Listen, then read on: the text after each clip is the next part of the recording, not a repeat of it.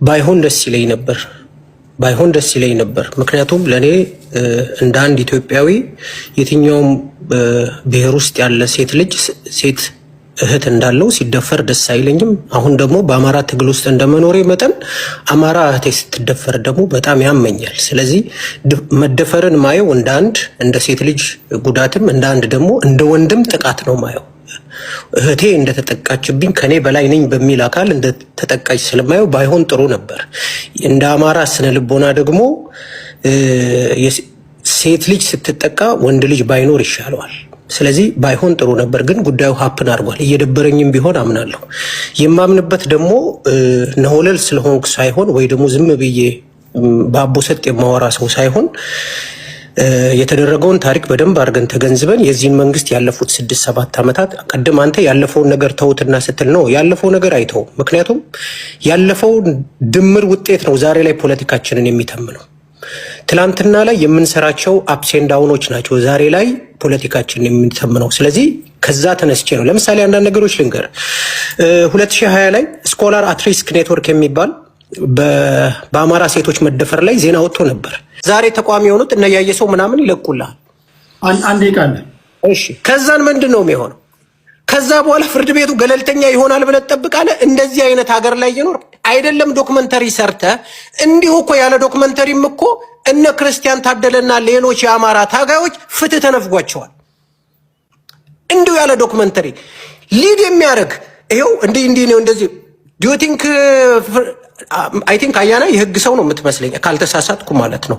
ሊድ አድርገህ ፍርድ ቤት ላይ ዶክመንተሪ ሰርታ አውጥተህ እንደዚህ ነው ብለህ ከተናገርክ በኋላ ይሄ ባለበት ሴንትራላይዝድ የሆነ መንግስት ባለበት ሀገር ላይ በጣም አርኪ የሆነ መልስ በፍርድ ቤቱ አገኛለሁ ብለህ ማሰብ በራሱ ሞኝነት ነው የሚሆነው። የመጨረሻ አንድ ሀሳብ ልናገርና ቴዲ እወጣለሁ።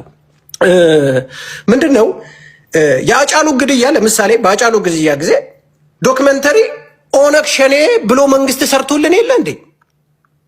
አሁን እኮ የኦሮሞ ኤሊቶች እዚህ ቤት እንኳን ያሉ ሁለት አይነት የኦሮሞ ኤሊቶች እንዳሉ እዚህ ቤት እንኳን አውቃለሁ። እነዚህ ኤሊቶች መካከል ላይ አጫሉ በማን እንደተገደለ እኮ ልዩነት አላቸው። ግማሹ የመንግስትን ዶክመንተሪ ያምናል፣ ግማሹ አያምንም። አሁን እዚህ ጋር የቡርቃ ዝምታ ማን ነው የገደለው ብለህ መልሱን ትነግረኛለህ። አያና ማን ነው ብለህ መንግስትን ልታምን ትችላለህ። በዛ ዶክመንተሪ እንኳን ስምምነት የላቸውም። አሁን ፈጥረው ባመጡት ዶክመንተሪ ግን እኛን እመኑን ብሎ የሚያስገድዱን። ስለዚህ እቺ ሴት ተደፍራለች። መፍትሄው ምንድነው የሚለው ላይ መከራከር እንችላለን። መፍትሄው ነገርኩ። ታንኪዩ፣ አመሰግናለሁ። ይህን ጉዳይ ያጠቃልለው ሄደን ወደ ፖለቲካዊ ጉዳዮች እንሄዳለን። ከዛ በፊት ግን እኔ 3 ውዥንብር የፈጠሩብኝ ነገሮች አሉ። የመጀመሪያው ይህን ጉዳይ መንግስት አድርጎታል ብዬ እንዳልወስድ መንግስት ስንት ባለሙያዎችን ቀጥሮ ትላልቅ አጀንዳዎችን መስራት በሚችልበት ሚዲያም ሆነ ፖዚሽን ላይ የተቀመጠ የኦሮሞ ህዝብ ላይ በተለይ ወለጋ ተብሎ ከዚህ በፊት ምናልባት ትልቁ ድክመታችን ቴዲም ተናገራለህ። የኦሮሞ ህዝብ ላይ የኦነግ ፖለቲካ ላይ ኦሮሞ ላይ በአማርኛ የሚሰሩ ፖለቲካዎችን ወተን በአማርኛ ባለመመለሳችን ኦሮሞ ስም ደምጠጪ፣ ኦሮሞ ገዳይ፣ ኦሮሞ አፈናቃይ፣ ኦሮሞ እንደዚህ እየተባሉ ብዙ ፕሮፓጋንዳዎች እንዲሰሩብን እድል ተከፍቷል። ዛሬ ግን ያንን እድል መፍጠር የለብንም። እውነቱን እንቀበላለን። ለምን ደፋሪ ብሔር የለውም፣ ገዳይ ብሔር የለውም፣ ወንጀለኛ ብሔር የለውም። ብሔራቸው ጥፋታቸው ነው። ኦሮሚያ ክልል ላይ አንድ እህታችን ተደፍራ ታነቀች ተብሎ ፕሮፓጋንዳ ሲሰራ ወተን ጮኸናል። ኦሮሞ ስላልሆነች አይደለም ወይንም ሌላ ብሔር ስለሆነች አይደለም። ያንን ድርጊት ፖለቲካዊን ጉዳይ ፋይል ቋጭተን የመጨረሻ የመፍትሄ ሀሳብ ካለም አስቀምጠን ሶሪ ቴዲ እኔ ለውጣ ነው፣ ግን አርበኛውን ብታስገባው ደስ ይለኛል። እሱ ሞር እንዲቴል የሚነግር ነገሮች ስላሉ አንተም እንደ ጀርናሊስት ግን አልዋሽም። ኢትስ ሶ ሃርድ ፎር ሚ። አሁንም የኢቢኤስ ነገር እነሱ ናቸው የሚመልሱት ብዬ ነው ማምነው። ግን በጀርናሊስት አንተም ጀርናሊስት ከመሆነ አንጻር ቴዲ ሪዮት አይ ቢሊቭ ሂ ሃቭ ሰምቲንግ ቱ ሴይ ነው ብዬ ማምነው። ካገኘሁት ሰርች እያረኩኝ ነበረ የዛሬ 13 ዓመት ድሮፕ ለምን እንደተደረገ ኤክስፕሌን ያደርጋል እና ምን እንዳለ ብትጠይቀው ኢንፎርሜሽን ሞር ታገኛለህ ብዬ አምናለሁ። ያገኘሁት ነገር እሱ ነው። ማንን? ቴዲ ሪዮት? ቴዲ። አዎ። ምንድን ነው የምጠይቀው? ምን ከኢቢኤስ ላይ የሆነ ፕሮግራም አቅርቦ ነበረ ከአባር ኢትዮጵያና ኤርትራ ፕሮግራም እና ወዲያውኑ ድሮፕ ተደርጓል የሚለው እሱ እንግዲህ በማግስቱ ነው or something ያንን ፕሮግራም ባቀረበ በማግስቱ ኦኬ እሺ እሱን ሪካርድ ነው ያገኘሁት።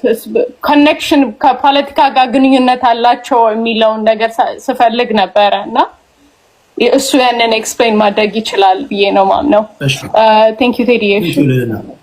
ቴንክ ዩ። ብቸኛ ሴት በነገራችን ላይ መታ በብዙ ነገር የምትሟገት እሷ ናት። ማክበር አለባቸው። ይሄ ሲሆን እንደው ለአይነት አንድ ሁለት ወንድ ጣል ተደርጎ ሴቶች ብቻ ማውራት የሚገባቸው ጉዳይ ነበር። ቅድም እንዳልኩት የእኛንም ጉዳይ እኛ ነው የምናወራው፣ የእነሱንም ጉዳይ እኛ እየመጨለፈን እናወራለን። አዘሴም ሴቶችም አስቂኝ ናቸው። አንዳንድ ሴቶች ተደፈሩ ሲባል አንዳንድ ሴቶች ውሸት ነው የሚሉ አሉ፣ እውነት ነው የሚሉ አሉ። ከዚህ ቀደም ከሄቨን ጀምሮ እያያችሁ ነው። ሴቶች በተለይ ተደፈራችሁ ሲባል እንዲህ ያለ ነገር ደረሰባችሁ ሲባል ወንዶች የብሔር ካባ ሊያለብሷችሁ ሲሉ አውልቃችሁ ጣሉ። ሌላ ምን ደፍራችሁ እኛ ነን እኮ በሌላ አባባል እኮ አይደለም እንዴ? ሴቷ መቼ ሴቷን አይደለም የደፈረችው። ኦሮሚያም ክልል ተደፈር፣ አማራም ክልል፣ ትግራይም ተደፈር፣ ወንዶች ነን አይደል? ምን ደፍራችሁ? ጡንቻ ስላለን ወይም ደግሞ ጉልበት ስላለን ማለት ወይም ደግሞ ብረት ስለያዘን። ስለዚህ እናንተ ጠንካራ የሆነ ማህበር ያስፈልጋችኋል። አትፍቀዱ። እኔ ነግሬያቸዋለሁ። ከሄቨን ጉዳይ ጀምሮ ብሔር ብሔረሰቦች የራሳቸውን ይዞታ ይዘው መጥተው ሀገር ይገነባሉ ነው የሚለው ፕሪያምብሉ ላይ። ምክንያቱም ከህገ መንግስቱ ከመውጣቱ በፊት ያ ይዞታ በአማራ ክልል ስለነበረ ማለት ነው። ኦኬ ይሄ እያንዳንዱ በሁለት ክልሎች ማለት ፈንጅ የቀበረ ህገ መንግስት እናንተ ካላዳናችሁን ፖለቲከኞች ማን ሊያድን እንደሚችል እንጃ። እሺ አያና እሺ አሁን ካለው ጊዜም አንፃር መጨረሻም ላይ ስለሆነ ድምድማቱን ትንሽ አንታጎኒስቲክ የሆነውን ነገር ትንሽ ተወት እናድርገውና በመልስ ደረጃ ነካነካ አድርገው መልስ ማለት ለሰውየው መልስ ሳይሆን እውነት መስሏቸው እንዳይቀጥሉበት አንድ 3-4 አሉ። ቅድመ አኪላ ወርዷል ጊዜ ስላጠረኝ ነው ስለ ጦርነት መፍትሄ ሰጠች በሚለው ህግ 15 ሚሊዮን ለምንሰጠውን ሀገር ምሳሌ አድርጎልን ለኛ አስቀምጦልን ሲሄድ እንደ ካሮት ወደ ታች የማደግ ነገር ካልሆነ በስተቀር እንዴት እንደሚታይ አላውቅም። ሌላኛው አይ ቲንክ ሞሽን ያነሳው ስማቸውን ምጠራ 9 ነው 3 ነው ኮሎኔሎች አለ እነኚህ የሞቱ የሚነሱ ኮሎኔሎች አሉና ይገደሉብንና ከዛ በኋላ ፎቶአቸውን ቪዲዮአቸውን መተው አራለው አትደንግጡ ወዳጅ ዘመዶቼ ይሉናልና ጥራቸውና ይነሱ ደግሞ እንደፈረደብን ለማለት ነው። አሸነፍን ድል በድል ሆን ይላል ግቡ። እንግዲህ የሞተ ኮሎኔል አለ ማለት ነው መሰለኝ 4 ኪሎ ቀርቶ ወደዛ መሄዱ ወደ 3 ኮሎኔል መቀየሩም አንድ ነገር ነው። ሙሴ እንትና ሆይ ደግነቱ አይሰማህም የማን ነው አብይን ጨብጣለሁ ሲል የነበረው ሰውዬ ከአንዴ ሙለቴ ማሩሸት እሱን አሁን አንተ ሆይ ጥቃት ሰንዘር ብትለው አንደኛ ዘሪውን 23 ልቦለድ ነው በድንጋዩ በወንጭፍ ወርውሮ አይመታውም። ግን እሱ መሬት ላይ ያሉ አይሮፕላን ሊጠቀሙ የገቡ ሰዎችን ላሊበላ ላይ ወይ አንድ ቦታ ላይ ባህር ዳር ላይ ገብተው እንደዚህ አይነት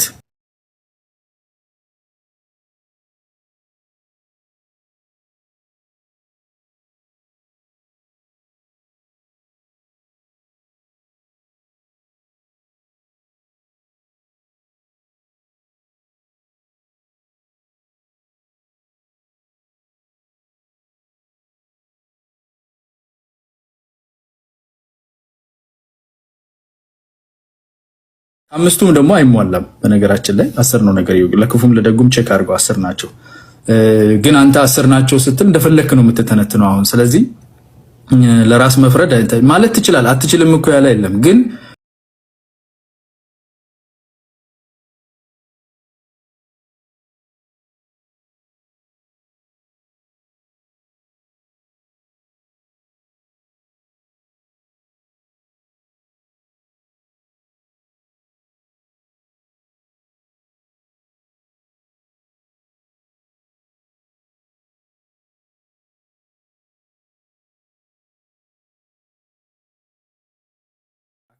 ያውም ደግሞ የአንድ ክልል እንኳን ባለቤት አይደለም፣ አታስተዳድርም። ክልል ውስጥ ያለውን አማጺም ግማሽ ነህ፣ ሙሉ እኮ አይደለም። አሁን ጃላዲስ እኮ ተወረግርጎባቸው የወረደው ለምንድን ነው? ከአማጺው ራሱ ሙሉ አማጺ አይደለም። 1/4 ነው ወይ የጎጃ ሰላም ሰላም ውድ የሀገራችን ልጆች